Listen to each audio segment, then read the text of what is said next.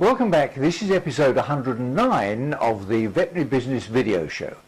In today's show we'll hear whether it makes sense for a debt-laden graduate to borrow even more to buy a practice, and we'll look at the UK practice numbers update. We'll hear some advice about a new approach to annual employee reviews.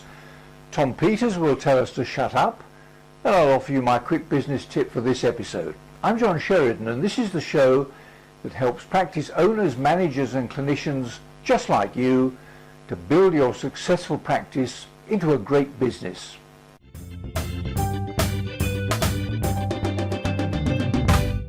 I recently created a short video presentation called Why We Need a New Veterinary Business Forum and uploaded it to YouTube. The video highlights the poor level of financial performance generated by many veterinary practices around the world, the impact on practice owners, investors, employees and clients, and the possible need for an international forum to address some of the problem it identifies. Here's the link. Against that trend, of course, there are plenty of practices which are run as effective and efficient businesses with an emphasis on customer service, and which do provide their owners with a healthy return on investment. So would it make sense for a debt-laden veterinary graduate to borrow even more money to buy a practice? Karen Felsted thinks it would, and I think she's right. Here's a clip from the DVM 360 channel in which Karen explains why.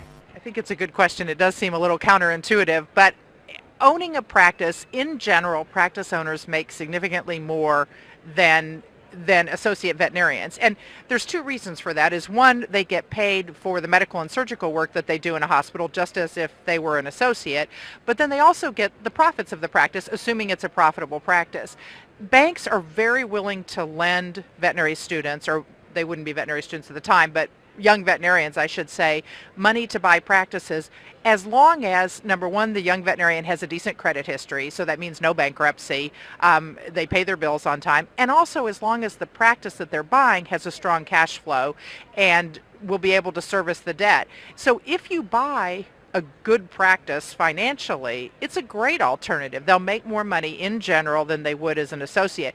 Now, where this gets a little bit dicey is if somebody's interested in buying a practice that maybe isn't as profitable as it should be, and say a bank doesn't finance it, but the owner's willing to finance it, and the student